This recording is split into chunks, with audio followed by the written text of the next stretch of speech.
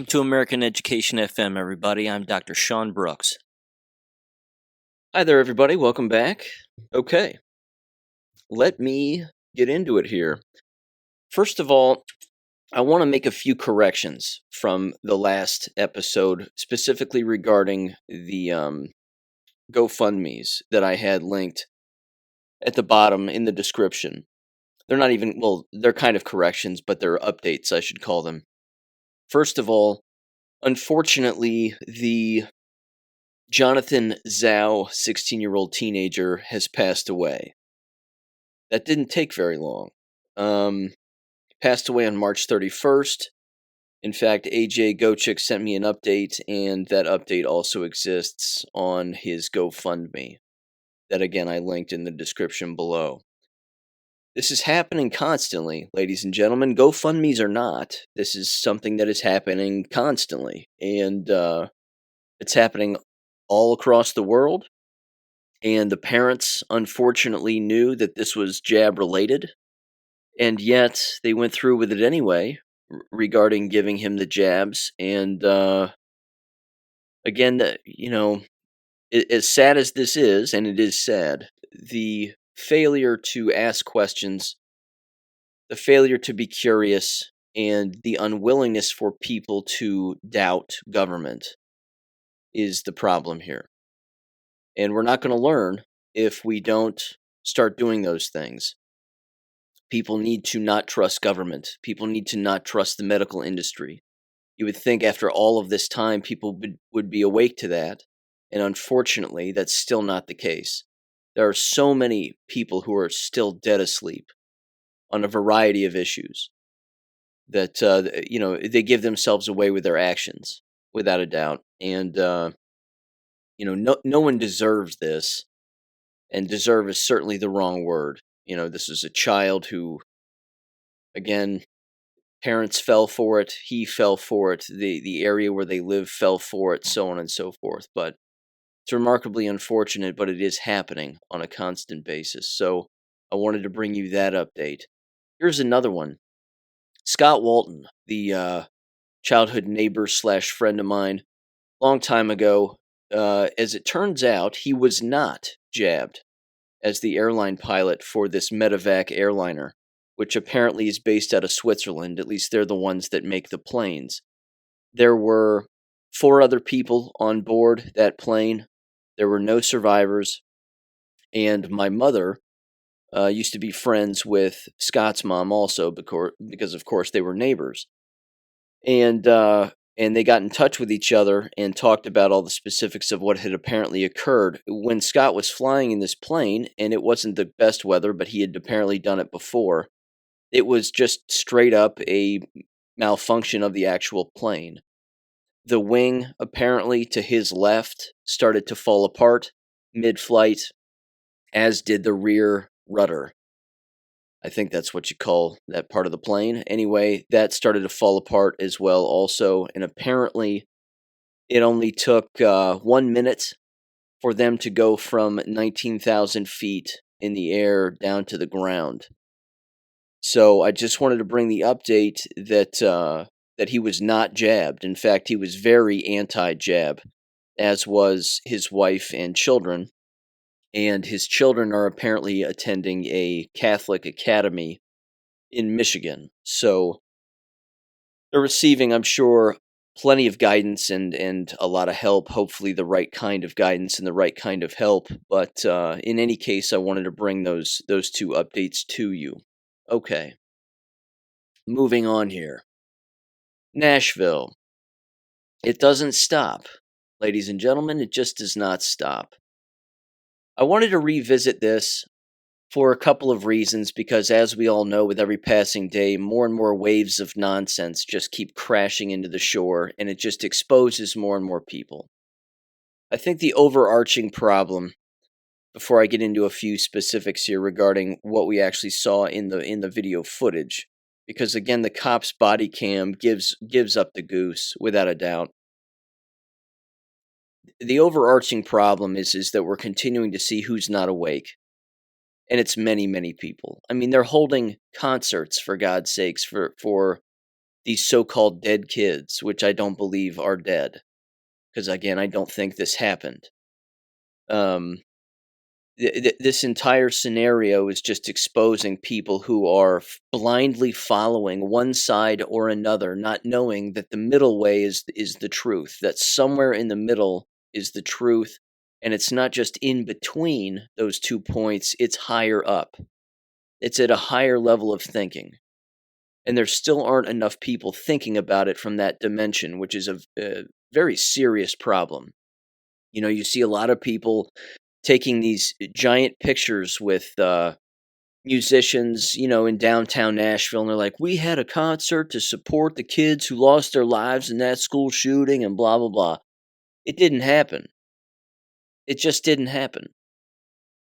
And I can't for the life of me figure out why people won't go to that dimension of thinking. Why they actually believe everything that their eyes tell them.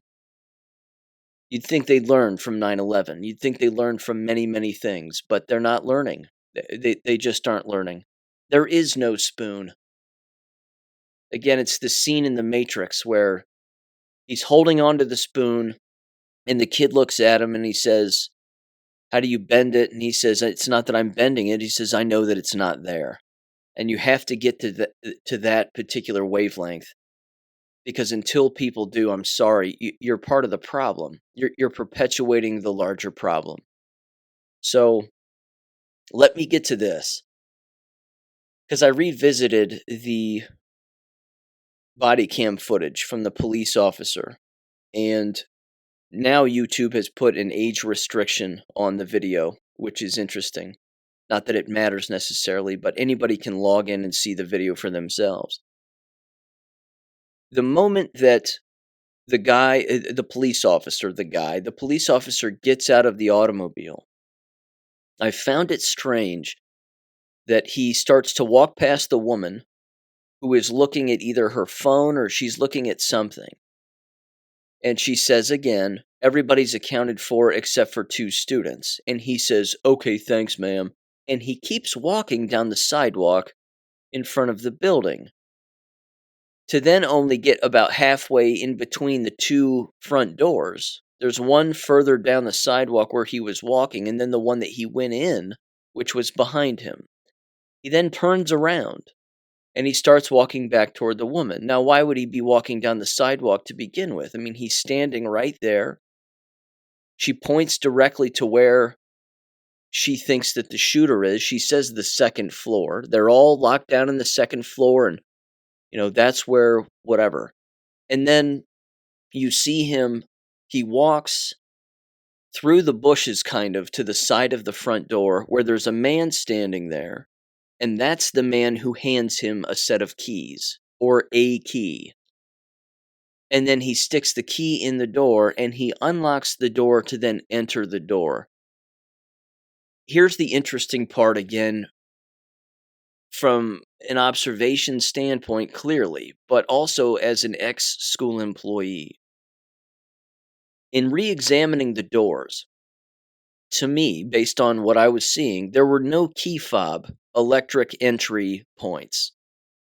Normally, if there was a key fob entry to these doors, in particular that front door, they would have both an electric pad for a key fob, but also a lock on the door.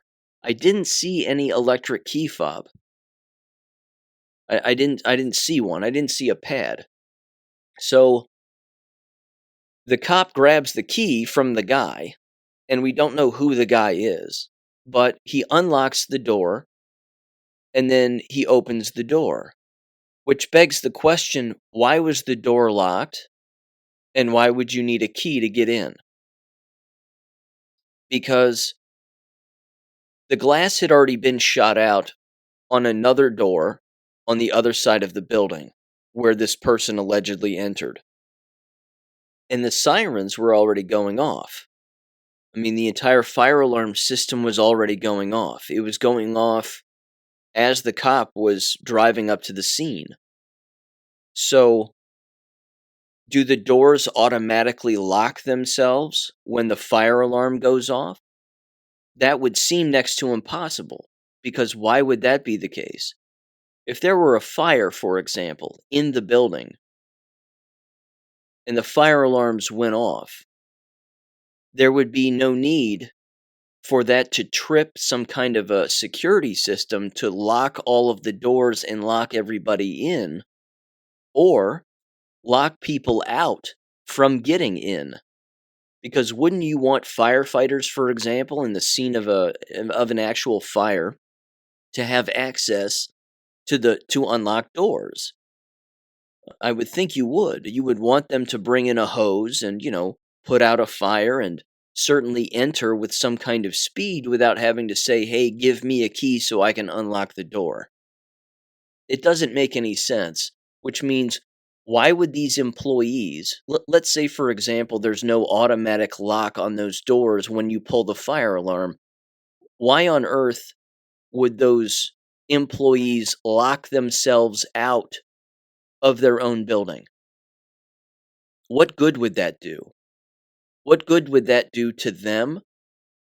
What good would that do to any students on the inside who were locked down? And how would that protect them from any so-called shooter that's inside of the building?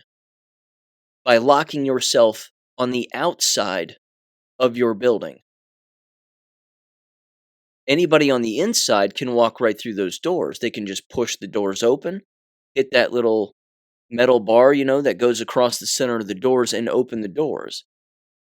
So you can't lock a person in, but you can lock a person out. Why would they lock themselves outside of the building? It makes zero sense. Which actually brings me to this now, because Melissa Joan Hart, ladies and gentlemen, Sabrina the Teenage Witch, this horrible actress continues to expose this entire lie with her participation. And it blows me away. You would think that they wouldn't want to risk this ever again, because like I said with Uvalde, they did a horrible job with the parents by recruiting these pathological lying parents who are all paid to be in on it. And now, and of course they rolled out Matthew McConaughey, which was arguably one of the worst acting jobs I've ever seen in my entire life, but Melissa Joan Hart takes the cake. She was on this show called News Nation. And you can look this up on YouTube. It's a 6-minute and 50-second breakdown of her lying about her involvement in this entire thing. And in it, she talks about going across a 5-lane highway with her husband, in order to help bring kids from the woods out and then reunite them with their family. And she saw a bunch of them all locking arms, quote unquote, just like Sandy Hook, because she claims she used to live around there. And she even has her own YouTube channel where she's on this other person's show apparently talking about it. Titled What Women Binge. And it's titled Nashville in Morning plus Your Listener Questions.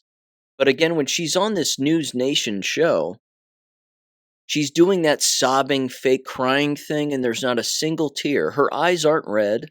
She's not crying. She's just doing that, I'm gasping for air, but I'm really crying, I'm upset kind of thing. Who is she fooling? She's not fooling us, so I don't know who in the hell she thinks she's fooling. It just blows me away. But again, there's a listener of Jesse James's podcast who lives in the Nashville area. They live in Nashville. And they were communicating with Jesse and myself, and I posed the question. I said, is there a 5-lane highway that's there? Because I looked it up on Google Maps, and it doesn't look like any 5-lane highway. And the answer is no, there's not a 5-lane highway there. There's a 2 lanes in one direction, 2 lanes in another, and then there's a turn lane for just a small portion. She even sent me a video of the entrance to the actual campus itself, and there were some people standing there putting flowers on the sign of the school where the address 33 is located, and so on and so forth, but there's no 5-lane highway. The point is this, that to the side for a minute, Melissa Joan Hart is lying. She's lying. And she's lying also based on school procedure. You see, because this is the thing that continues to bite these people.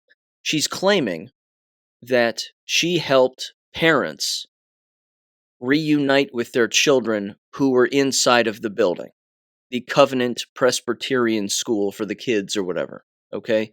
That's not true, because all of those kids were on lockdown.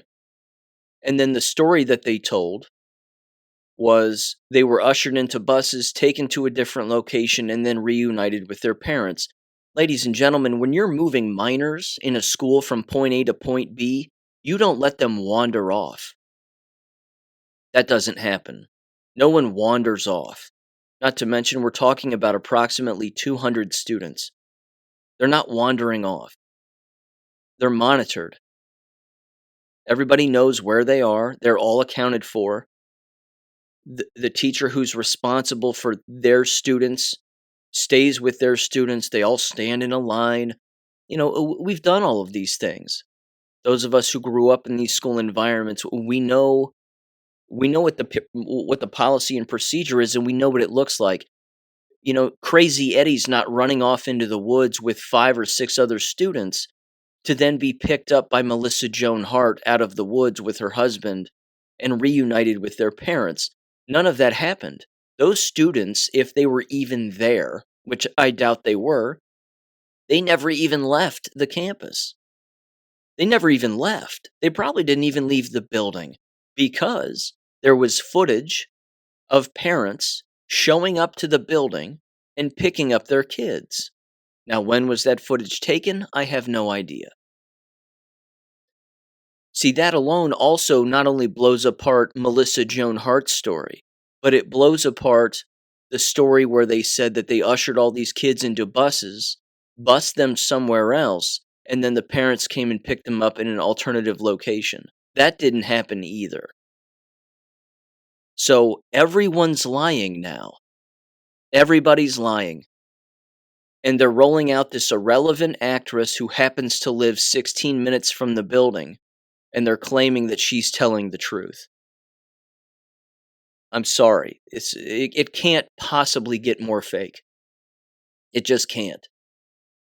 Because again, in a situation like that, students don't leave the campus. They're on campus. That's it. At Sandy Hook, all they did was run them around in a circle. They took them inside of the firehouse across the street, and then they ran them through the parking lot again. And they were just doing this drill where they were just running them around in circles and in circles. They didn't do that this time. There was footage of them holding hands again, just like Sandy Hook, and then walking toward school buses. But there's no footage of them getting on the school buses. There's no footage of them getting off of school buses. There's no footage of the buses leaving with students on them. It didn't happen.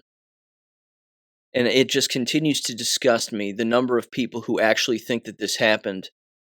And they're fundraising off of it, and they're saying, well, we're having a Christian fundraiser for these kids. And again, these are people with huge audiences, very large audiences, but they aren't awake.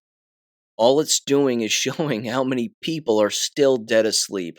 And if they're dead asleep on this, God help them, because they're dead asleep on 1,000 other things. I also wanted to mention this too, because I brought this up earlier last week when, of course, all of this was going down. I said, wait for the church response. The church response is going to be a brain-dead, not awake response. That's what's going to happen here. And that's exactly what happened. So I have 2 posts from 2 churches. Here's one. This is from Father Ryan High School. And let's see, which is located at 700 Norwood Drive in Nashville, Tennessee. This is a message from their president. It says, quote, "Dear Father Ryan families, since Monday night, Father Ryan's leadership team has prioritized proactive security measures as we work toward a long-term solution. As always, we continue to evaluate our security measures to prioritize the safety of our students, faculty, and staff. Starting today, an officer will be present on campus. There is no threat to our school or community. This is a proactive decision to make our campus rather, more secure and help alleviate any concerns. We continue to pray for the Covenant School community during this difficult time. Sincerely, Paul Davis, 81, Father Ryan, President. Unquote. It's pathetic. Every school has a procedure. All they had to do was follow it. But nothing was followed in this, which means it didn't happen. It didn't happen. And when they do things like this, there's nothing proactive about what they're doing. Everything they're doing is reactive. I mean, these people are so retarded, they don't even know the definitions of words. They don't know the difference between the word proactive and reactive. They use them incessantly. They love using these words in the education business. They love it. I mean, they use them constantly. We're always proactive. You're never proactive. And this didn't happen. So, again, wrap your head around that one. Again, when they say we're being proactive, they're taking a stance on a thing that doesn't exist. They're over on one side of the equation, believing it happened. And then they think that they're somehow rising above that. Wrong. The answer is in the middle, and you're even on the wrong dimension. You're on the wrong floor. You're on the wrong wavelength. Here's another one. Again, super bizarre, these people, but, they're churches. They take orders. That's how they all operate. They just take orders. Let's see. This is from the governor, and this is equally as stupid. In fact, this is written by Randy McNally, the Lieutenant Governor, Speaker of the Senate in Tennessee. And he's writing this to Governor Lee, Bill Lee. He says, and this was March 29th. Dear Governor Lee, like you, I was deeply affected by the attack on the Covenant School earlier this week.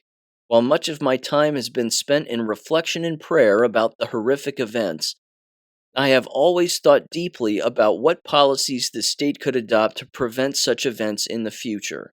It didn't happen. He continued with this lie. While these changes would come with a cost, see, cha-ching, it's all about the money. I believe it's important for us to have a conversation about how to increase and modernize security at schools in Tennessee. And here we go. More evidence, ladies and gentlemen, that you need to pull your children out because they are operating on the basis of lies. And they're building these walls of lies around your children. It's as much like the institution of fire codes has decreased the amount of school building fires. I believe we can come up with something similar for school safety. Honest to God. Honestly, this is just pathetic. It says number 1. Here we go. There's a list. He's got a 4-point list. Number 1, securing windows and glass in school buildings. It says, as you know, the perpetrator in the most recent school shooting shut out the glass of the school's doors to gain entry. My understanding is that there is a film that can be affixed to the windows and doors in schools that would be bulletproof or resistant. Bulletproof glass, ladies and gentlemen. That's what they want. Number 2, magnetic locks on doors. Keyed locks can cause delays in police response in an emergency. Magnetic locks, however, can be critical in keeping shooters out while allowing police and first responders speedier access in a crisis. Yes and no. First of all, again, this didn't happen. But, as I said earlier, when the cop took the key from the guy who was standing next to the front door to unlock the door, it didn't take him any faster. It wasn't any slower or faster if he was using a key or an electronic key fob. It didn't matter one way or another. The problem with that footage is, why was the door locked? Because you would have to lock the door from the outside. Which, again, why would the school employees lock themselves out of their own building?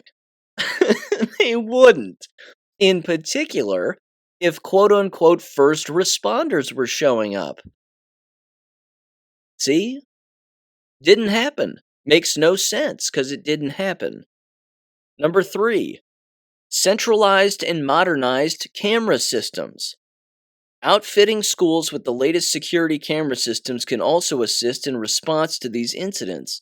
If police can get immediate access to these systems, they can quickly identify the location of the perpetrator and can work even faster to eliminate the threat and keep children safe. Honestly, this is next level dumb.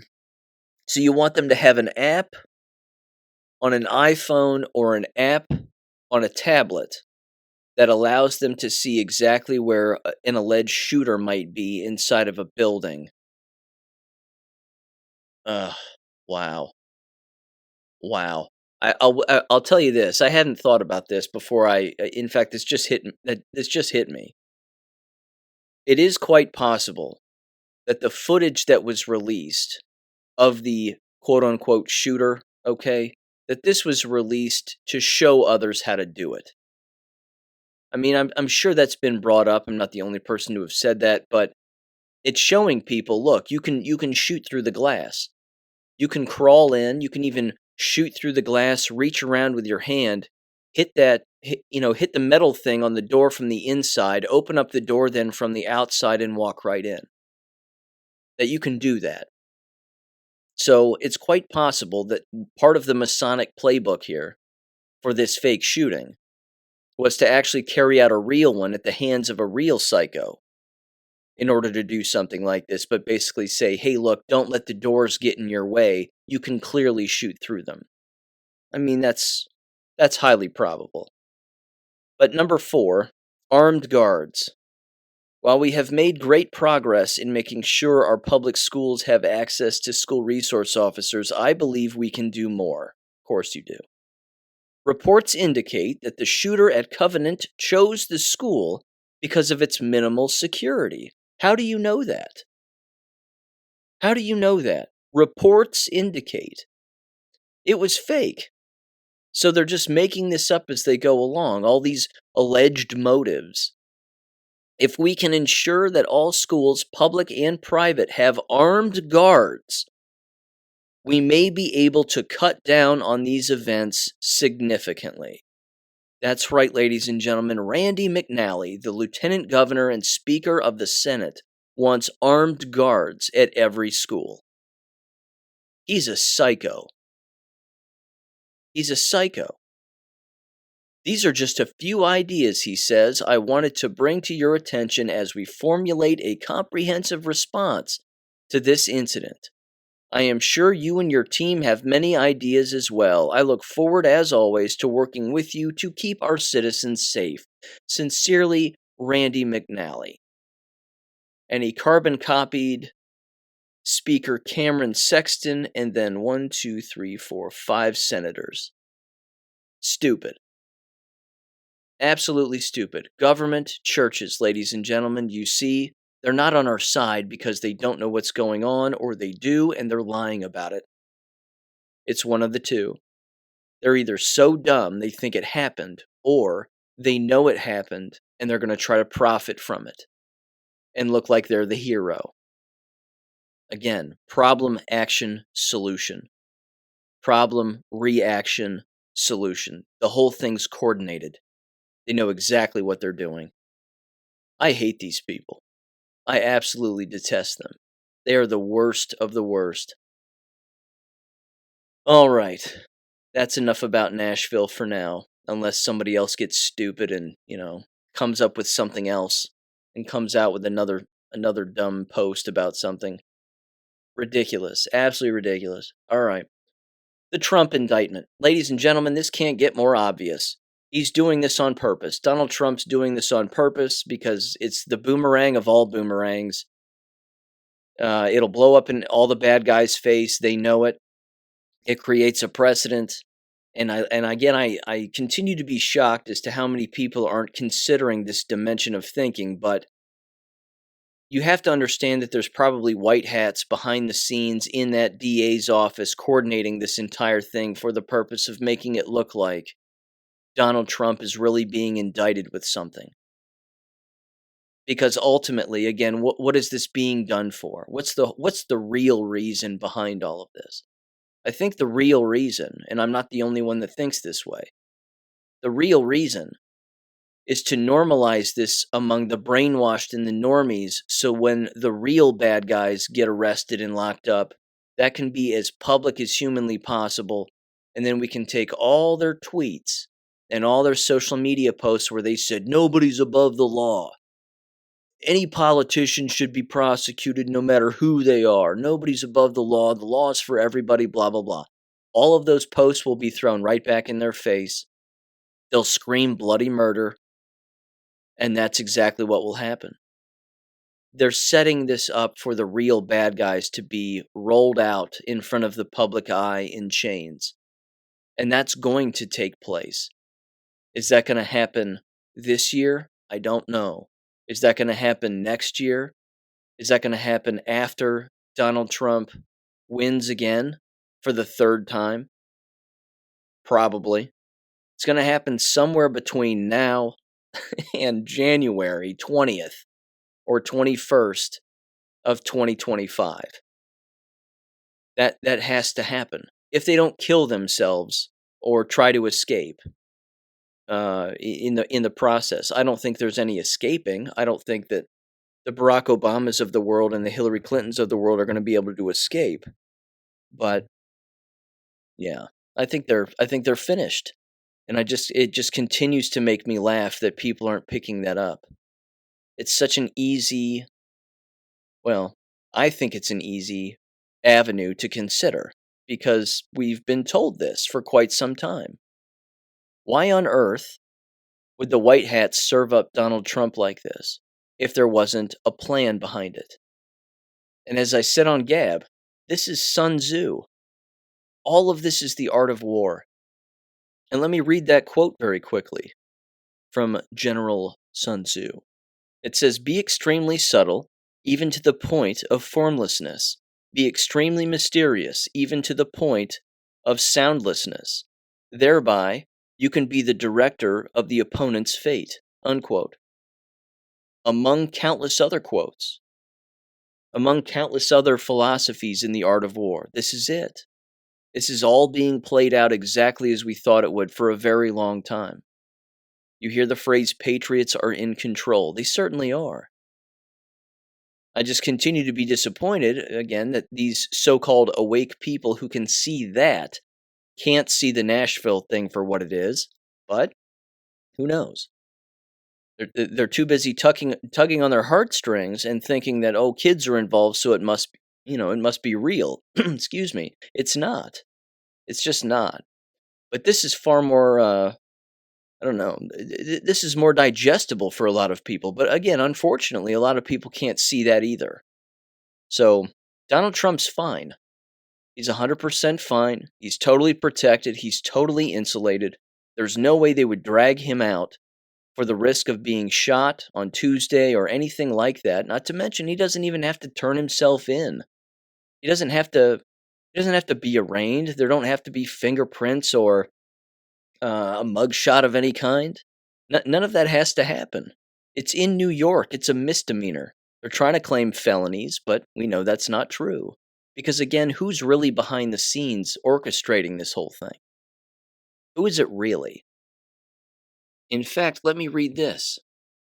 This is a post making the rounds the other day, and I stuck it up on my Gab page. It says the following. It says, from and including Saturday, October 28th, 2017, to, but not including Tuesday, April 4th of 2023, the result is 1,984 days, or 1984.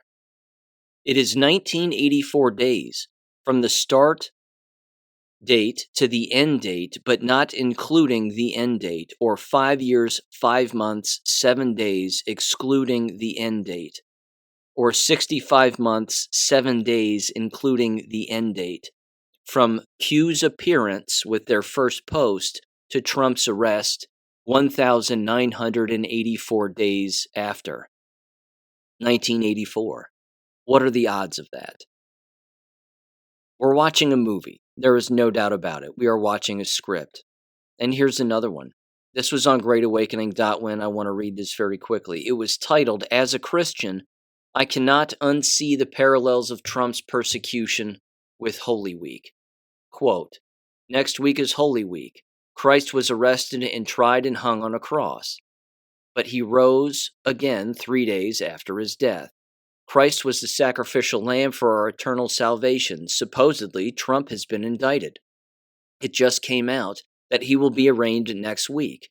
He will most likely have a mugshot taken along with fingerprints, etc. He's being scorned by the globalists, and they are hoping to remove him from running for POTUS. Trump is taking the slings and arrows for all of us to save us from the deep state plans for us, so he has become the sacrificial lamb in order to save us from all of those plans. Trump will not die, but he will rise again, most likely not even having to stand trial or because he gets off. And he will win the presidential election in 2024, thereby saving us from the deep state plans of a new world order. It will be biblical," unquote. He's not Jesus Christ, but the parallels are being done on purpose to help wake people up so that they can see these comparisons and maybe understand that the good guys are in fact in control here. Again, there are no coincidences. Okay, this is being done by the grace of God clearly, but it's also being done and coordinated by the good guys who are in charge. I don't think it can get more obvious. But it's being designed, again, to wake people up who are dead asleep. So it'll be an interesting Easter Sunday. It'll be interesting to see what happens on Easter Sunday next week. Okay. Along with, of course, Tuesday. I mean, people will be paying attention. People will be watching. And it's the media response that I think is the funniest part. That's the most entertaining part for those of us who are awake. Yes, it's depressing, but we have to understand that these people are the enemy.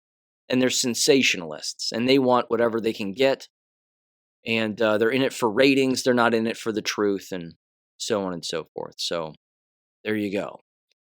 Let's see. A couple other things here before I get into education. There's this one. This was making the rounds last week, too. This is from Big League Politics. Senator Rand Paul blocks Senator Josh Hawley's bill to ban TikTok on First Amendment grounds. Excellent.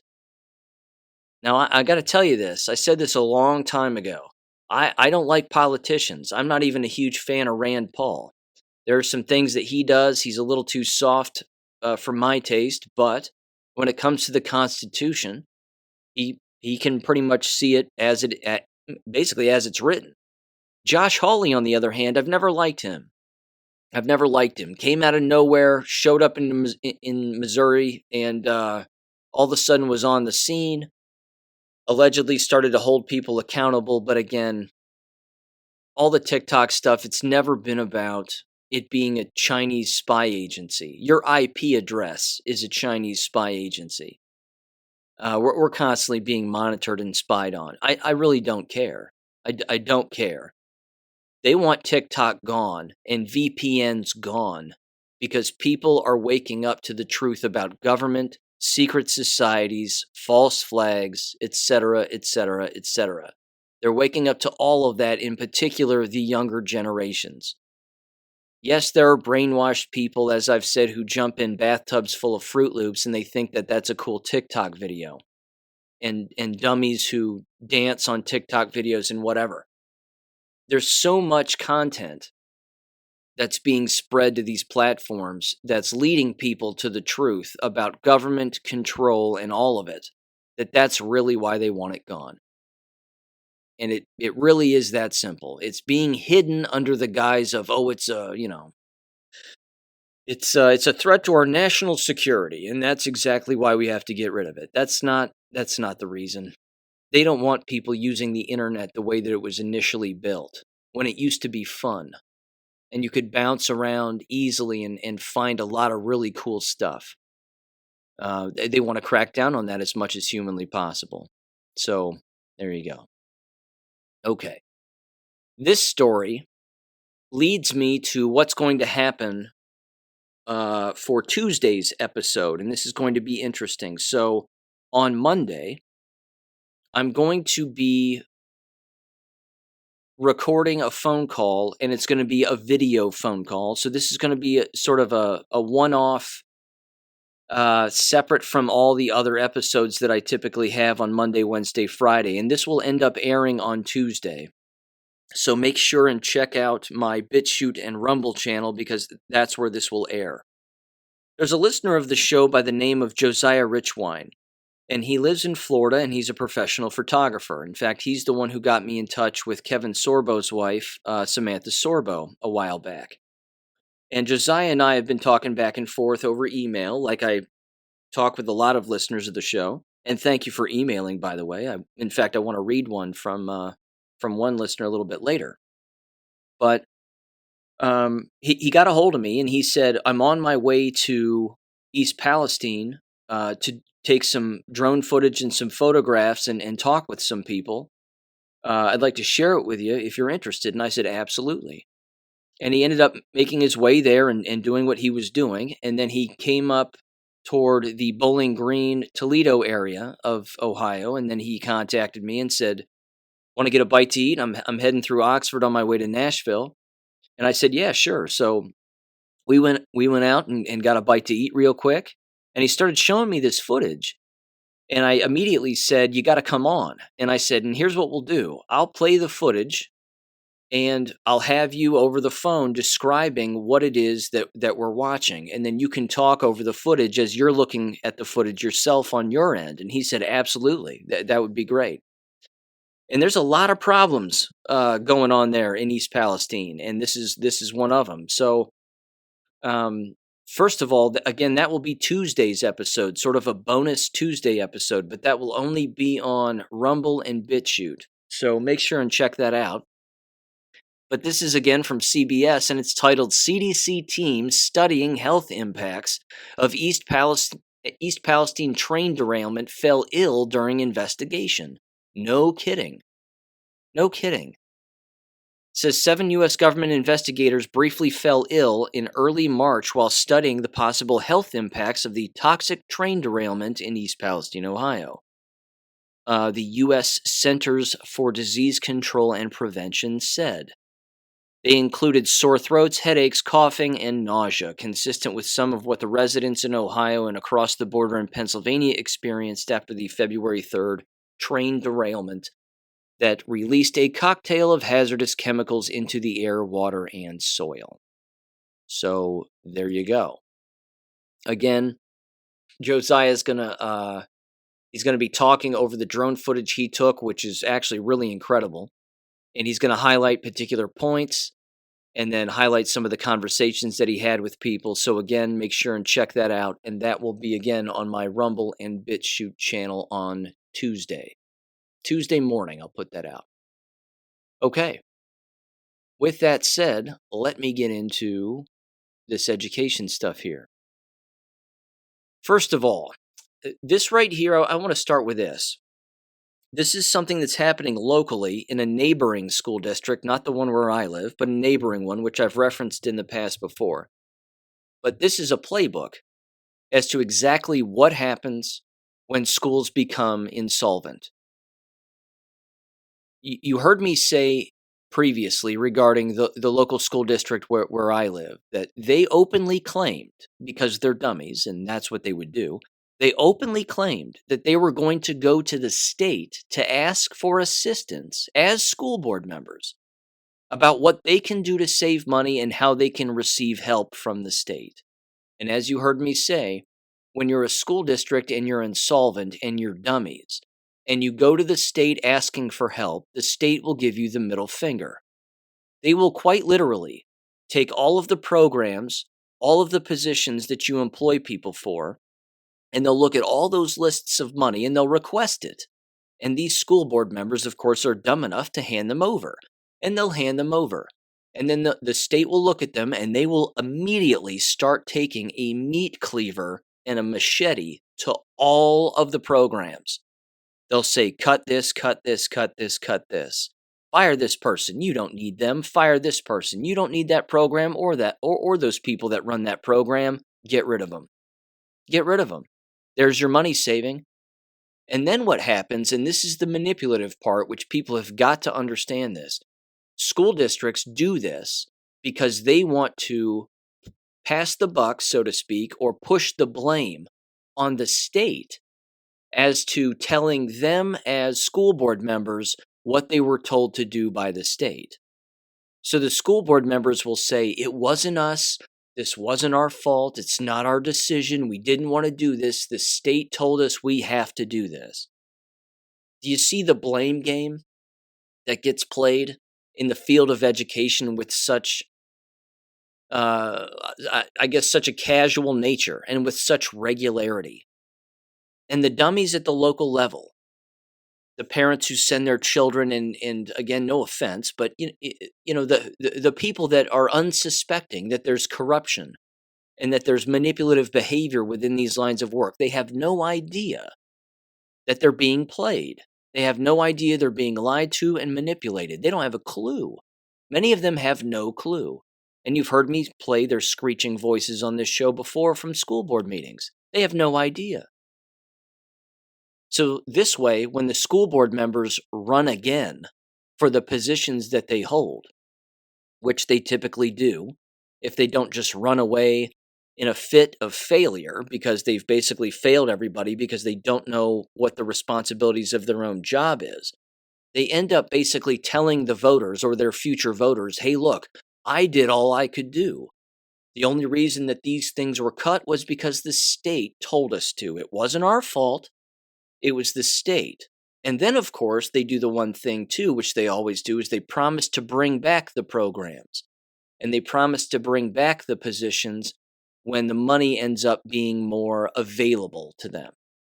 And they always say that, too, as some kind of a selling point. Vote for me and we'll bring it back. When in fact, it was they that were responsible for creating the scenario that caused the positions and the programs to go away. Now, anybody with a brain in their skull knows that the vast majority of programs, policies, procedures, and the people that are hired to carry those out and facilitate all of those things, that they don't need to exist anyway. Because 20 years ago, they didn't exist. 30 years ago, they didn't exist. 40 years ago, they didn't exist. 50 years ago, they didn't exist, and so on and so on. But they've brainwashed everybody into believing that now they have to exist. You have to have diversity, equity, and inclusion. You have to have social emotional learning. You have to have critical theories. You have to have STEM programs. No, you don't. Not only no, you don't, but no, you shouldn't. You shouldn't have any of these programs. It wastes everyone's time, money, effort, and it pulls people away from having an opportunity to learn about the truth. And when people talk about getting back to the basics, this is what we're talking about. So let me read this article because, again, it is a blueprint of what is happening nationwide in our country regarding these school districts that are insolvent. This is the title. State recommends Ross Schools, Ross, Ohio, right down the highway, make cuts to jobs and student programs. So what has happened is the Ross administration, as I'll read here, is up against their what will be their third attempted school levy. The other two previously failed, and with each school levy that they keep proposing because they're insolvent, they keep raising the amount of property taxes that all the property owners would have to pay if this passes. This should not pass. It will not pass. And they need to cut all of their programs because these people are the worst. And they're proving to everybody that they're the worst with their actions. So here's what it says. It says a just released state audit of Ross School's finances recommends various budget cuts in personnel and programs for the struggling district to return to solvency if its May tax hike fails at the ballot. And it will, which means they're going to be real busy over the summer cutting people and programs because they should. All of these places should become insolvent. All of them. It says the performance audit, quote unquote, which was requested last fall by Ross officials, was released this week, and it prevents some of the major financial reductions the district plans to share with the public later this month during a school board meeting. Ross voters will soon be deciding on a proposed 5-year, $9.44 million emergency property tax increase, which is on the May 2nd ballot. If approved, the new tax would increase the annual school tax for the owner of a $100,000 property by $330. If it's a $200,000 property, your property taxes go up $660. If it's a $300,000, so on and so on and so on. You see the math here. $990,000. They don't want to pay that, because no red-blooded American with a brain in their skull likes taxes. Again, the people who vote for taxes. Yes, government, tax me, please. Where do I get to fill in the Scantron sheet or press the electronic button on the voting machine to steal money from me, to then be paid into something that doesn't need to exist? No one with a brain does that. No one. Only dummies vote for higher taxes. That right there is a political slogan. Who knows? That might be my political slogan when I run for school board, which won't happen. Only dummies pay for high taxes. Only dummies vote for high taxes. Yikes. Okay, it continues. It says, let's see. Okay, sorry. It also says Edgewood, which is another school district in Butler County here. It says Ross Edgewood School District's voters face levy votes in May. Here's what to know. Anyway, it continues. It says the school system, and we're talking about Ross again, which after 2 consecutive tax defeats last year, has fallen into the fiscal caution stage as determined by the state, is facing the prospect of slicing millions of dollars in employees and student programs for the next 2 school years should voters again reject a proposed property tax increase. Yes, do it. Do it. Because again, as you heard me say at the beginning of this, when school board members start whining and whining and whining because they don't know how to do their job and they aren't cutting people, because that's what their job is. Their job is to balance the budget. That's really it, as you've heard me say. That's their only job, and they can't even do that.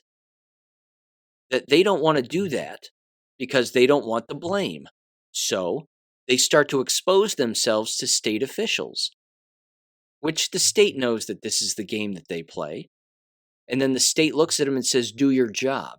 And they go, well, we're trying, but we're looking for some help. And the state goes, oh, you want help? Okay, we'll help you. Fire all these people and get rid of all these programs. And then what? And then they go, okay, if you say so. And then they play dumb. And then they go back to the public. And that's what they feed them. That's the line they feed them. The state told us to do it. Derp, derp, derp. We don't know what we're doing. It's their only job. Their only job is to hire and fire, is to cut and slash. That's it. But they don't have the stones. They just don't have the stones to do it. The superintendent of Ross said the following, quote, we requested the audit due to our financial situation, unquote.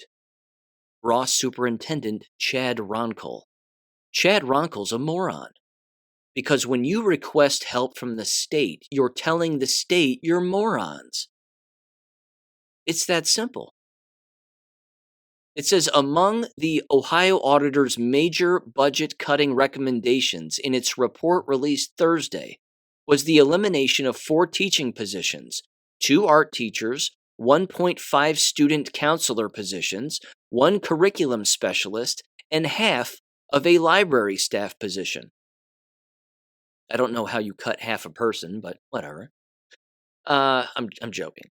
It continues, it says, moreover, one central office administrator and one school building administrator's position are also recommended for elimination. Yes. See, these people have no idea that you can do more with less, in particular if you're a well-oiled machine. You don't need a counselor for every single student. You don't need 12 administrators in a building.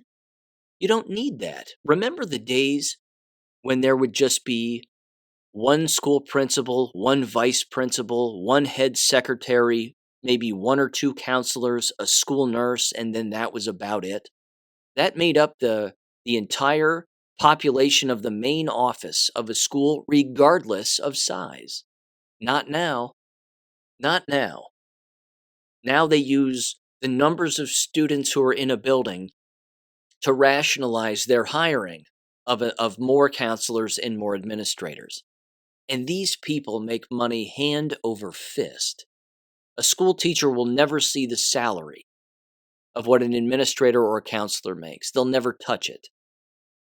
Which again is one of the reasons why people become administrators and counselors. They do it because they don't like being school teachers and they're in it for the money. Well, now they're getting cut, and they're going to get cut. It's amazing. I love it. It says these suggested budget cuts, combined with contracting for cheaper employee healthcare costs and reducing food service staffing daily, total hourly pay would be accumulated to about $2 million a year in annual savings in the district's yearly $28 million operating budget, according to the audit. See, the state is telling them how to save money, and they're going, "Oh, we don't want to do that." You don't have a choice. And if they can't figure it out for themselves without the state telling them, ladies and gentlemen, that proves an entire school district's incompetence. It says, but state auditors cautioned these Tier 1 recommendations done alone will not return Ross schools to solvency. Quote, the district's current financial condition is such that implementation of Tier 1 recommendations would not resolve the projected deficit fund balanced in the most recent 5-year operating budget forecast, wrote auditor officials. In echoing state auditors, Ross officials have previously stated numerous times only the approval of additional local tax revenues will allow the district to escape further sinking into more invasive state control, which would entail state officials, not local school leaders, deciding on future, deeper personnel and program cuts. Yes. I love it. I absolutely love it, because that's going to happen here at the local level for the district where I live. And I can't wait, because when the state shows up, ladies and gentlemen, they clean house. They fire the treasurer, the superintendent. They might buy him out of their contract, sometimes not, because there's usually a clause in there that says if the state gets involved, we're cutting you all loose regardless of your contracts. And they'll even replace the entire school board immediately. And then they insert their own people. They have their own school board meetings with all the old fossils gone. And then they shore everything up. And this is where, I'm telling you what, this is where it's going to get pay-per-view, interesting fun. You can't wait to hear one of two reactions. Parents will either scream at the top of their lungs when state officials come in and clean house, or they'll be so scared of these new state officials that they won't say a word. All they'll do is show up with angry looks on their faces and oh, you're cutting our SEL program and our DEI program and our CRT this, CRT that, blah, blah, blah. And they'll just have mean looks on their faces because they know that there's nothing that they can do. There isn't anything they can say at the microphone that will save them. There's nothing they can do. I can't wait for that. That's entertainment, ladies and gentlemen, and I'll play it. I'll play it on this show. It continues. It says, last year, Ross cut $1.8 million from its budget in trying to cover its projected financial shortfalls. Student athletic and other extracurricular fees have jumped from $150 in the 2021-22 school year to $825 this school year. Again, why are we playing bread and circus for that amount of money? It says other financial reductions for next school year may include reducing busing and elimination of art, music, and physical education classes, as well as advanced college placement courses. If voters again reject a tax hike, school officials have said, good, do it. Do it. Timmy and Sally can learn to draw at home. Timmy and Sally can learn to play a music instrument at home. Timmy and Sally can do a push-up and a sit-up at home. And college placement courses, ladies and gentlemen, are by and large a waste of time. It's a waste of time. In fact, college placement courses have always been a money scheme. It's always been about money and just the illusion of an individual being smarter, or the illusion of an individual, advancing themselves intellectually. It's a scheme. The whole thing has always been a scheme. And then, of course, that scheme has to carry over into the college and university level, which, of course, allows people to graduate faster from colleges and universities because they've played the game. So I love it. I absolutely love it. This wraps up here. It says in a March 9th letter from the superintendent of this Ross School District, thanking Ohio Auditor Keith Faber for his performance audit, the superintendent stated, quote, "The audit will provide us with a template for future decisions that impact our school district and community. This audit process is providing our district with a third-party, objective perspective of our operations and finances," he wrote. The superintendent and other Ross officials declined to comment on the just-released audit, but he said it will be a part of the public presentation during the April 12th Ross Board of Education work session meeting to be held at 6 p.m. at Ross High School, unquote. I love it. They're finished. They're finished. The curricular lies, everybody walking off the cliff at the same time, hand in hand, the COVID lies, the jab lies, the bioweapon, all of it. It's all crumbling to the ground. And ladies and gentlemen, that right there again is the framework, the blueprint, and the foundation of what is going to happen to countless other schools all across the United States, because it's already happening. That's the end of American K-12 brick-and-mortar education as you know it. They're losing all of those BS programs and those BS positions because of everything that they themselves have done. I love it. And only a fool, and I mean this, only a fool working within those districts would ever even consider bringing those very programs back that made them insolvent in the first place. If for some reason they ended up with money down the line, all they would be doing is wasting it yet again. This is how financially stupid these people are. It's amazing. Okay. Moving on, more education stuff. Let's see. Pennsylvania school district silent on masked woman armed with a rifle having a mental health episode outside of elementary school earlier this month. That was from Pennsylvania. No one covered it except for Gateway Pundit. Don't care. Little late. Doesn't matter. I also find this funny. Notice how with the Nashville thing, that very day and the day after, all kinds of fake calls went into all kinds of school districts all across the United States, and everybody was on lockdown.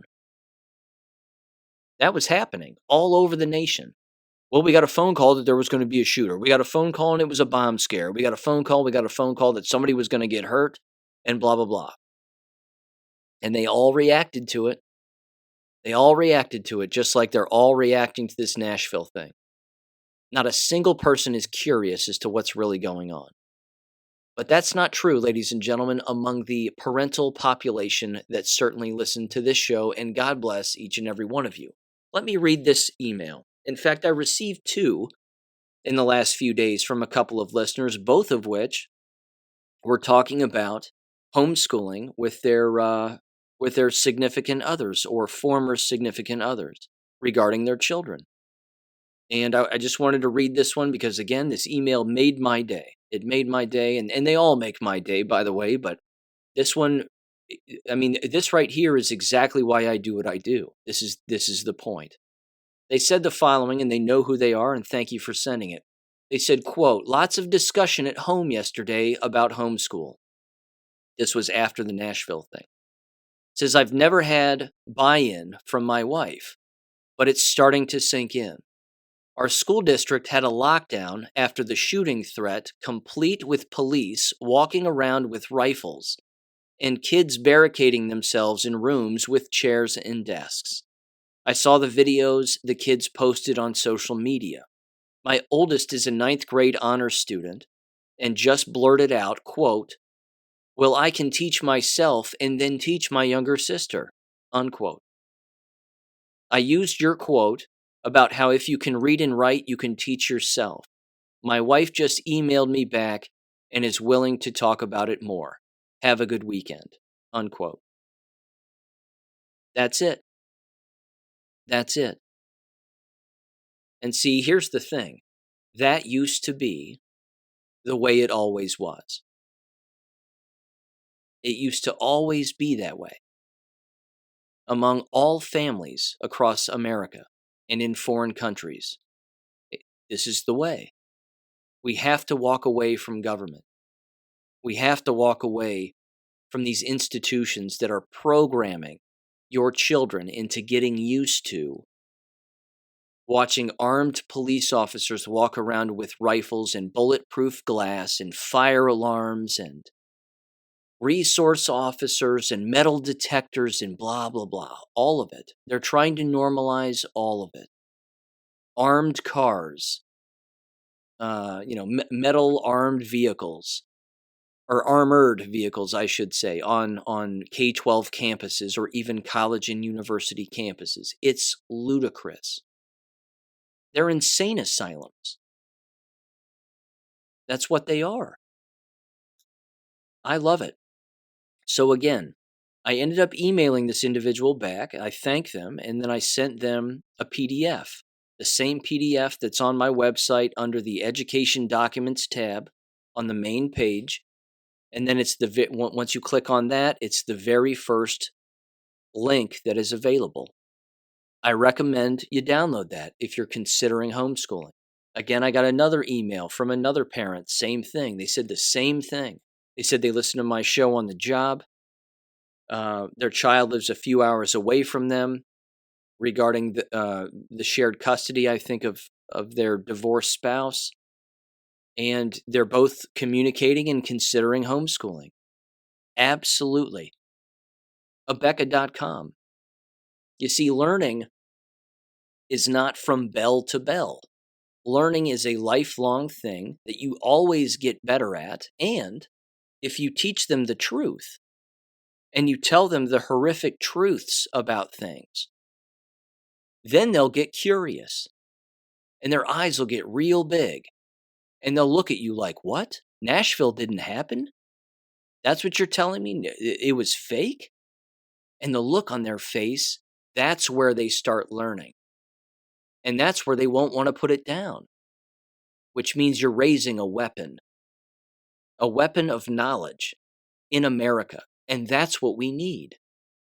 That's exactly what we need. We don't have that right now. We have pockets of it that are all scattered. And that's fine. And that's working.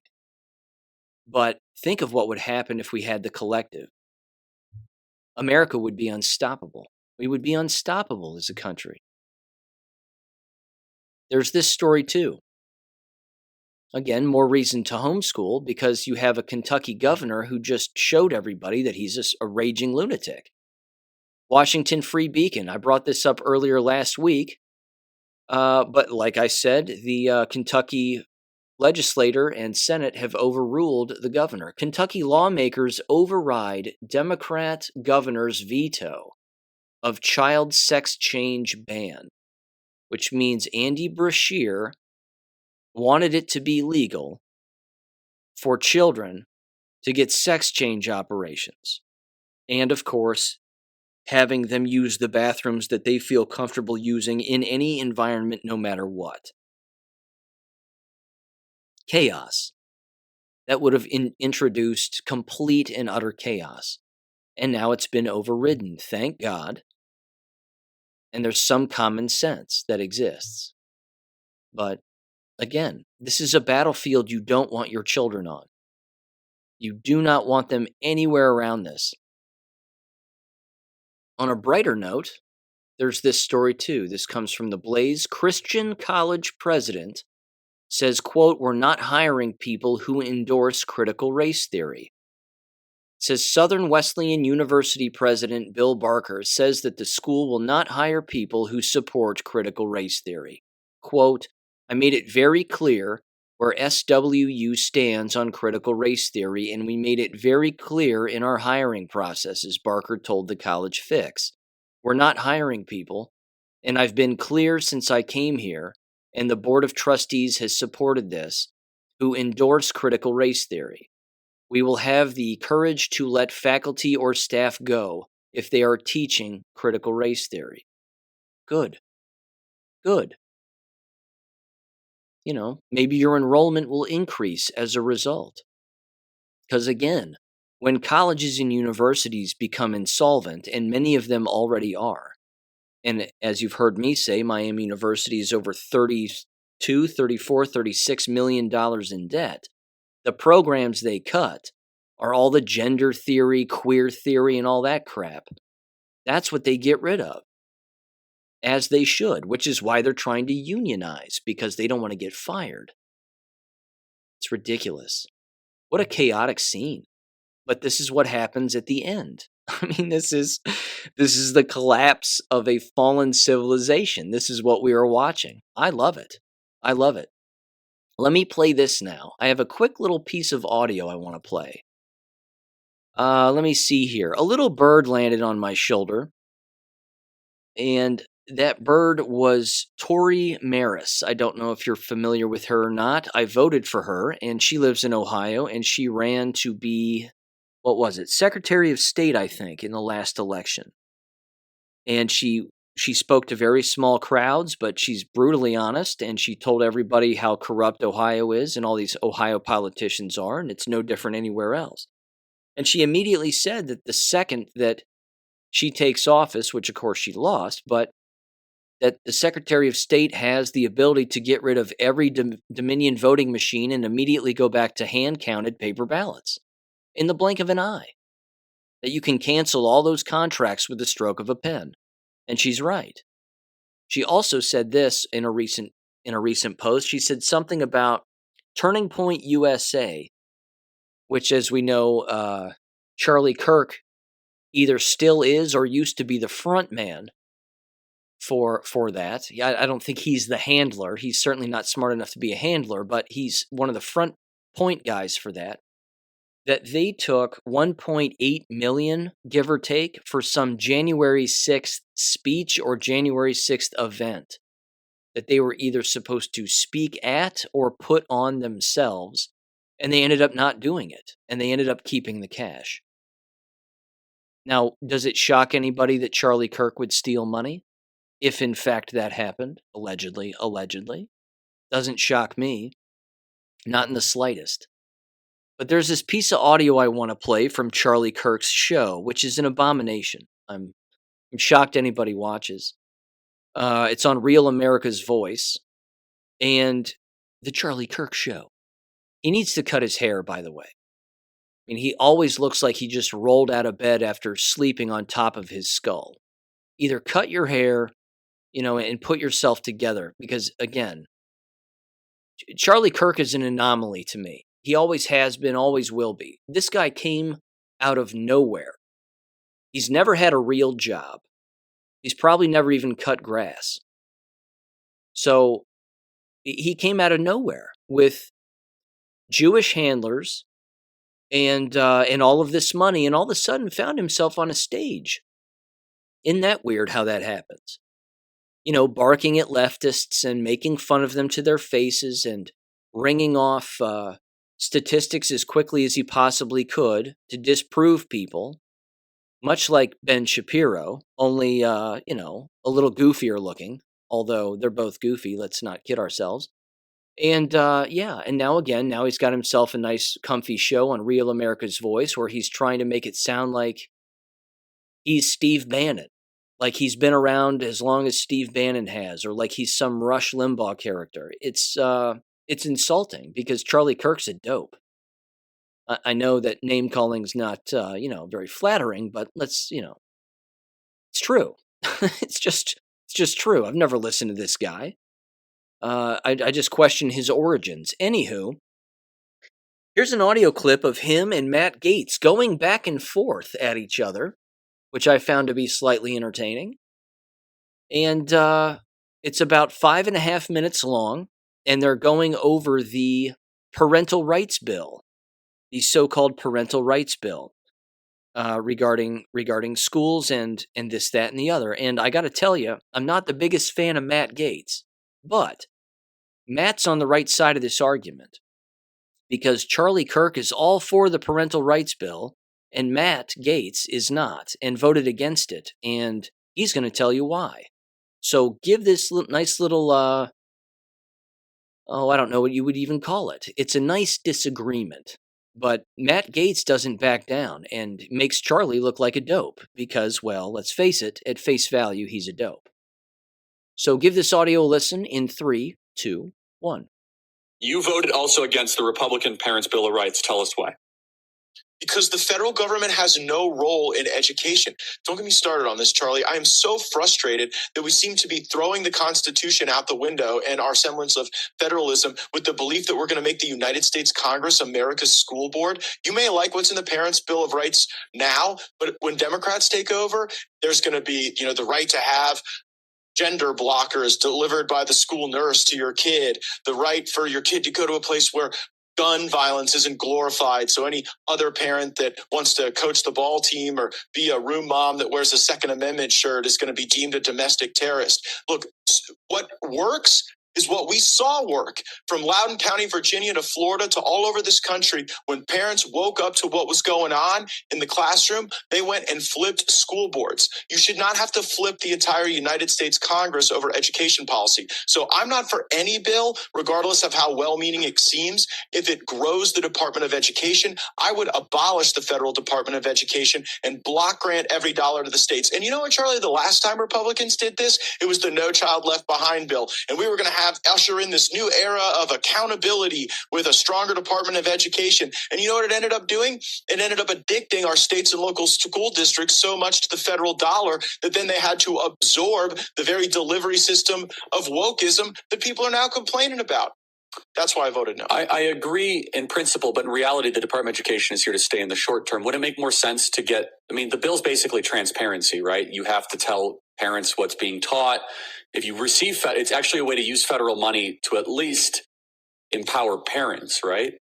No, I think that when you get the Congress defining any feature of the relationship between school boards and parents, you have totally screwed the pooch. That is what got us into this trouble in the first place. You know when education worked really well? When it was largely done by churches and community groups, and you had the schoolhouse and parents were directly engaged. And I grant your premise that we're not going back to that, but why is it that Republicans just accept that the Department of Education has to exist forever? If we had any guts, we would stand with the school choice movement, which is very vital. I agree. We would go find all the mothers who want their kids out of failing schools, and we should block grant this to states, and then the voters can hold their states. With Biden, it's not going to happen. The way I look at the bill, which is why I support it, is that it's a way to get some ammunition to the parents' party on the front lines. Is that they're getting the ammunition now? They show up to school. Well, no, hold on a second. No. You got that woman. You got that woman in Rhode Island who wasn't even allowed to see curriculum, right? It's an interesting question. If you have a federalized system, shouldn't you at least then have some provisions that empower the citizen? Because we have the worst of both worlds. We have a massive Leviathan education system and no parents' rights. And so I guess what the spirit of the bill was trying to do, and I read it, it's not like no teeth, Matt. This is not exactly, right, well, that's hardly a defense of the bill, well, right? No, if we're going to do something, let's have it actually have teeth. And by the way, but that's not the point. The point is that the bill exists, right? And the bill says that a parent should be able to see it. So if it receives federal money and you currently don't have those provisions, it's actually using the federal money to empower the parent. Well, I would suggest that there is a better way to solve that problem than an action by the United States Congress. I was in the state legislature. My dad was on my local school board. What about the parent in New York? Well, the parent in New York has to fix the government there. Okay. That's not going to, you and I both know that's not going to happen. Really, but that's not an acceptable outcome to say that because we don't like the way people are treated in blue cities and states, that we're just going to throw the 10th Amendment out the window and say that we're going to federalize every decision. You could make the argument this actually empowers it. I see it both ways. I get from principle, I'd love to abolish the Department of Education and all that. At the same time, you have parents, especially in blue states, that have no rights whatsoever. California, Oregon, Washington, they don't have rights to look into curriculum. They don't have rights to do any of it. But that's what they said about Loudoun County. They said Loudoun County was just insufferably blue, and it would never. It was so blue for even Virginia could never go red. And we saw the way that these issues can flip the political. No, that's dynamic. true. But you and I both know that you empower the federal government actually lashes us to that failure that would actually. I think that's a good point, but I think also honestly, Virginia is a lot more of a battleground state, purple, than California. But I understand the spirit of it. Loudoun County was pretty blue. Loudoun, but state only changed because they were able to get Youngkin into the governor's mansion. In a lot of these they places. did. Have they actually effectuated any change is a separate issue. If the Republican leadership in the House thinks that they're going to use our time here to have the federal government hire local police, rate local DAs, get involved in decisions at local school boards, they're going to have to do that without my vote. Just because we won 1/2 of 1/3 of the government doesn't to me mean we should abandon theories of federalism and constitutional protection and really empowering those who make the decisions closest to the people. I think that's true populism. True populism is giving the people more access through the folks that they see at the local diner and at church on Sunday rather than folks who are in Washington, D.C.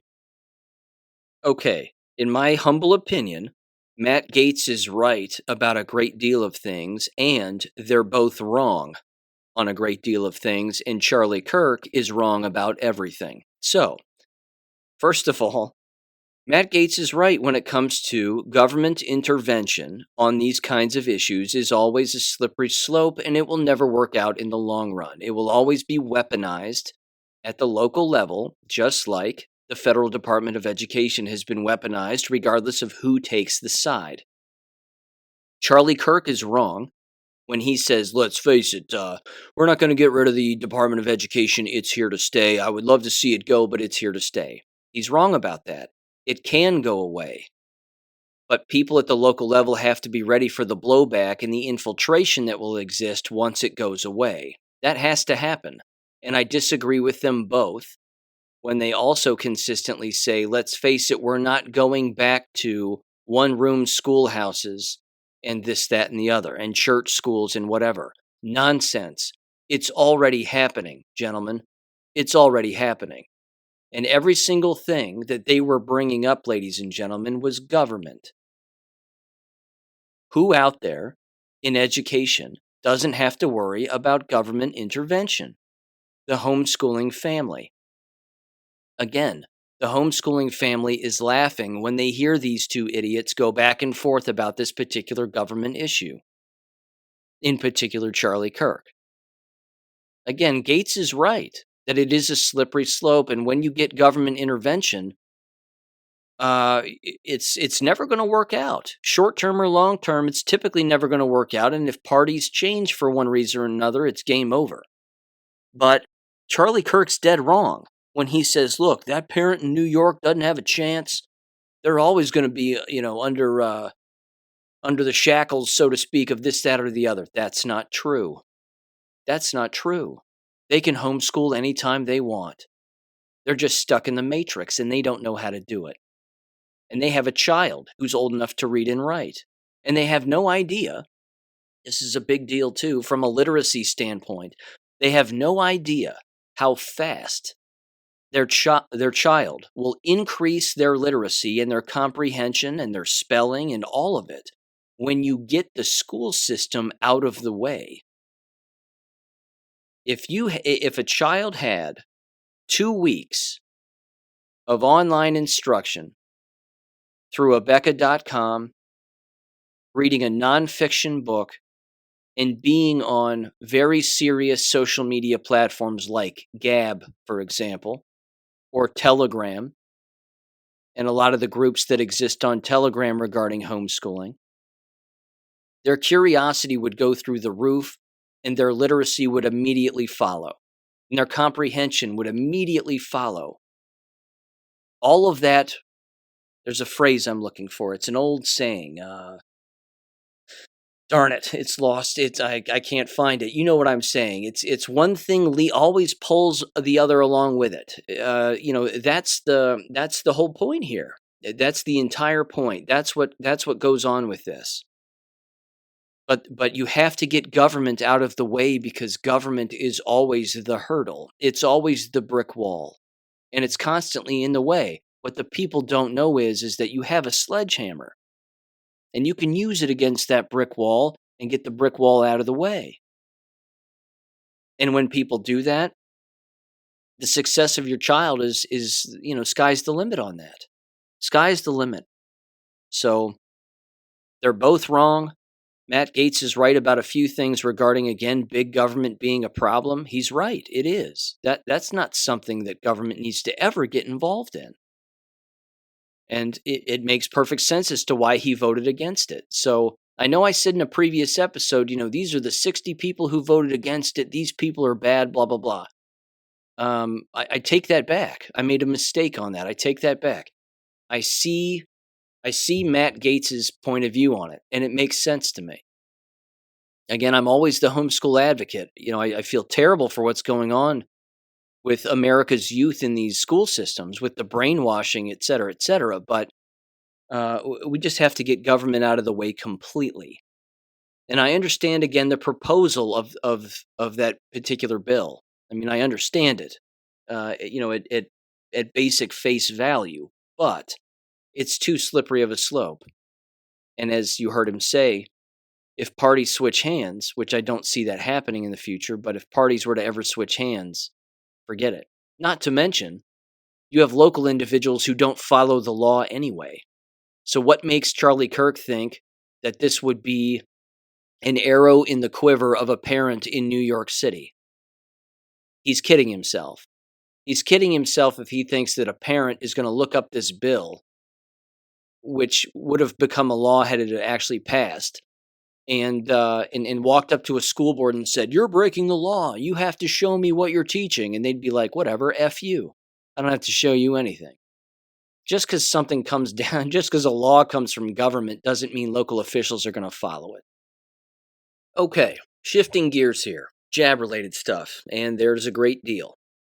First of all, this comes from Reuters, of all places, the enemy, to say the least, funded by the Rothschilds. It is titled, and this was back on March 11th, so get a load of this. It says, exclusive WHO says it advised Ukraine to destroy pathogens in health labs to prevent disease spread. Interesting. It's an open admission that Ukraine had bioweapons labs, and it's Reuters, of all outlets, that is openly admitting that. So, wrap your head around that one. It's also been proven, as this document is making the rounds, let me see if I can pull it up here, because I know it's on my Gab, that Anthony Fauci did in fact agree with a grant that was approved by NIH to allow for quote-unquote gain of function. Peter Daszak's name is all over this document. Let me see. There's no date on it from what I can tell. Strike that. There is. 2019. It looks like May, the month of May 2019. And on this document, there's a couple of highlighted points, and it says the following. Let me zoom in here real quick. It is titled State Department Clearance Snapshots for Grant Number R01A, I think that's an L or an I, 110964-06. Peter Datsik is the name, institution, EcoHealth Alliance. And it's titled, the project title is Understanding the Risk of Bat Coronavirus Emergence. Yikes. Anyway, in the research, there's a couple of highlighted points here, and it says the following. It says the investigators will use mice that have been genetically modified to express the human receptor for SARS-CoV-2. The investigators anticipate identifying 5 to 6 SARS-related COVs that will be tested in mice using approximately 15 to 20 mice will be performed at the Wuhan Institute of Virology. All animal work will be performed by trained individuals in accordance with the American Veterinary Medical Association guidelines, and the project is overseen by veterinarians. This work has also been reviewed and approved by the investigators' Institutional Animal Care and Use Committee, which, by the way, if memory serves, Albert Bourla is a veterinarian, and he's the CEO of Pfizer. So there's that. It's poison, that's all. There's no bat virus, quote unquote. They kill a bat with a poison, and then they let the entire poison ferment inside of the dead bat, as you've heard me say a million times, and then they suck that out, and then they put that into a syringe to then put it into a human being. It's poison that kills something else, and then they suck up all that poison, and then they put it into a person, and then, shocking, the person usually gets sick and or dies. So, unfortunately, there's that. Also, unfortunately, I have to read this. This was sent to me by AJ Gochick in California. You may recall that AJ finds himself in situations, certainly by the grace of God, that he's put in these situations to attempt to get people to stop taking these shots. And I'm shocked, again, that people are not awake to the fact that even the WHO has said that no one needs boosters, in particular children. I mean, nobody needs any of these because they're all biological weapons. But even the WHO themselves has come out and said children don't need booster shots. So here's his story. It's heartbreaking. Absolutely heartbreaking. And I've said this before on the show. If you find yourself in a situation like this, you need to do what AJ did, because he's done this before, and this is awful. So here's what he texted me. He said, quote, I also want to tell you about a jab-related story that I got myself involved in. I was at Walgreens 2 days ago in Palo Alto. A mom brought her young daughter in to get a booster shot. The daughter was about 10 years old, didn't want it. She said so. The mom said, quote, this is just a booster. You had them before and did fine, unquote. I had to intervene. As the mom walked over to the consulting area, quote unquote, of the pharmacy, I cut her off and asked, excuse me, but are you here to give your daughter a COVID booster shot? She paused and said yes. I asked why. Her response, because she's due. I said, I wouldn't do that. Those things don't work and cause serious injuries, including death. She told me to walk away. I asked her, are you comfortable giving your daughter AIDS? She responds, walk away or I will call the police. I said, call the police? ? Why? Because I'm giving you information that you're too lazy to research, and they, pharmacy staff, are not going to tell you? She repeated, I'm going to call the police. Then I said, haven't you heard about all the myocarditis cases in children? Again, she said, walk away, with more angry look. I said, then go ahead and kill your child. I walked away after that.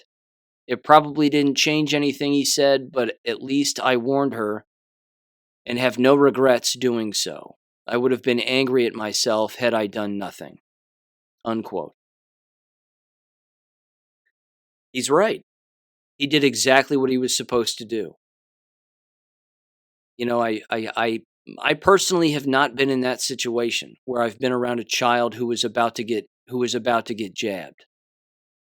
Not that I can recall, anyway. As you know, I stormed the local school building and threw papers at them that was actual informed consent as they were attempting to jab adults who were walking in. But I, you know, I don't know. It's awful. This whole thing is just awful. It's beyond awful. And these parents are dead asleep. They have no idea what's going on. The other thing they also don't understand is that all of these poisons are ultimately going to be ubiquitous in all of these shots. They're all going to be the same poison now in all of the same shots.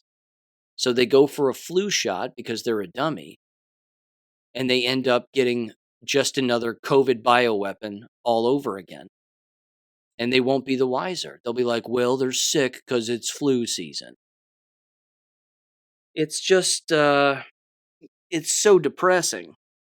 It's so depressing. The information is out there. It's just out there. Let me give you another taste of some of that information that's out there. This is from STW, which is the Safer to Wait, Protecting Children's Health, the World Council for Health. They put out a one-page little flyer document, and it's titled COVID-19 Vaccines in Pregnancy. What do we know? It says the following, quote, "Did you know," at the very top, "pregnant and breastfeeding women were excluded from the vaccine trials." It says new medical products are not usually tested on pregnant women to avoid harming mothers and babies. This means there's a lack of data about the COVID vaccine's impact on pregnant women and their babies. The next bullet point, it says the vaccine trials were not complete before pregnant women were offered the vaccine.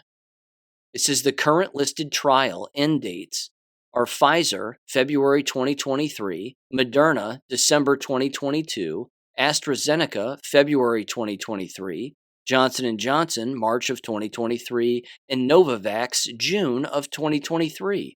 The ongoing data from these trials has not been shared openly. The next bullet point says Pfizer did eventually run a trial on pregnant women.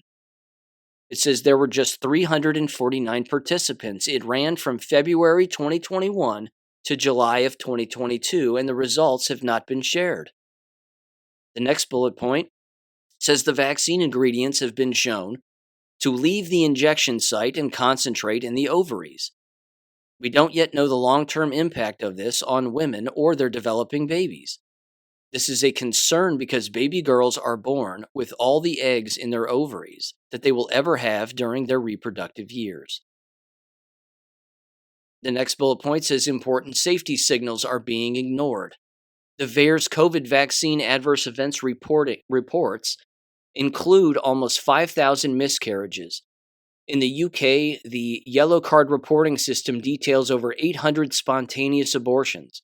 These are just the ones that have been proactively reported. The UK government estimates that fewer than 10% of adverse drug reactions are captured.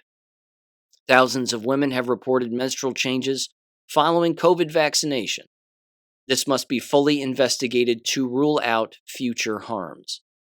It then says informed consent is a critical part of any medical procedure.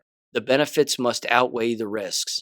Right now, there is a lack of data proving that COVID vaccines are safe for pregnant women and their babies.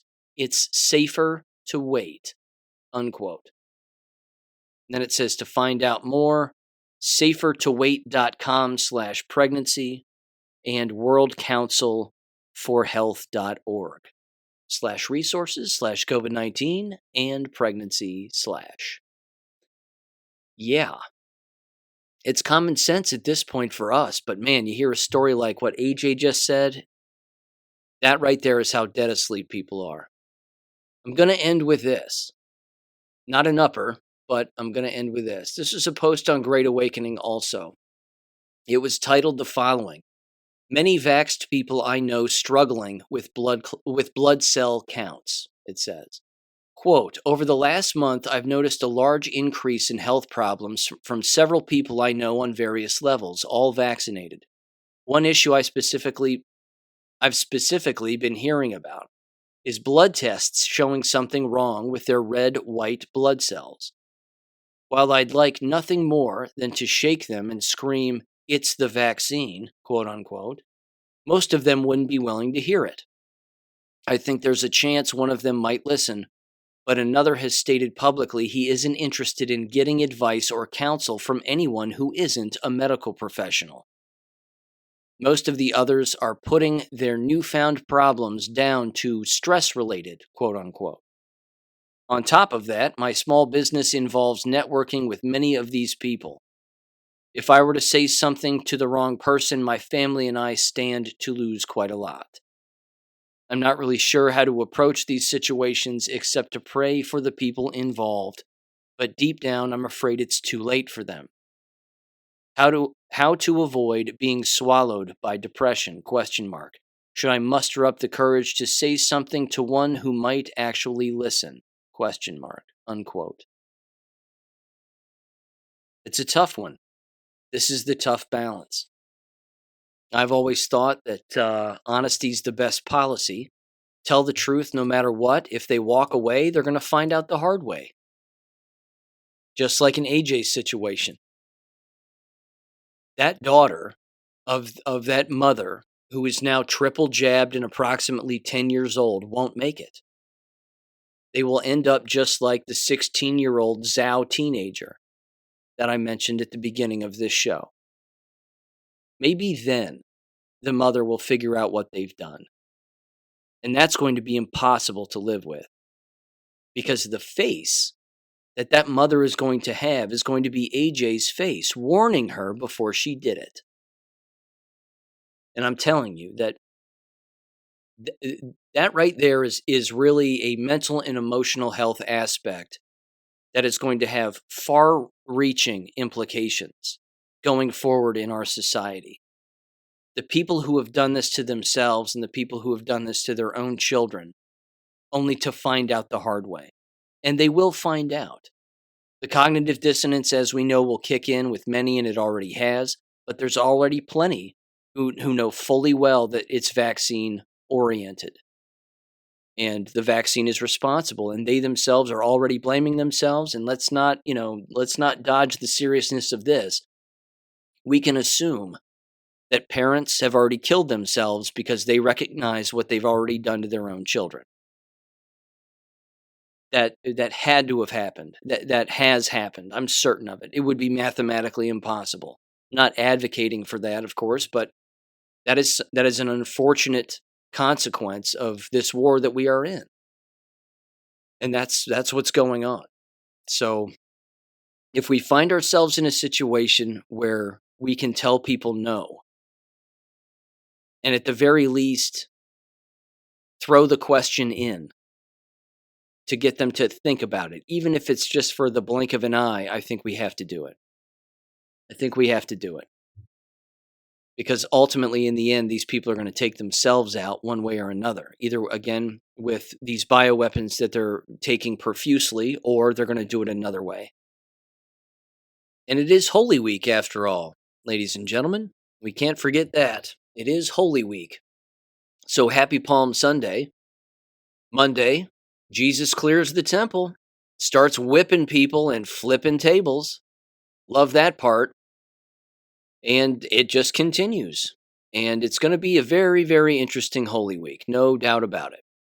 So with that said, ladies and gentlemen, again, stay tuned for Tuesday's bonus video episode of a drone footage rundown of East Palestine. And I'll tell you what, again, the drone footage is incredible.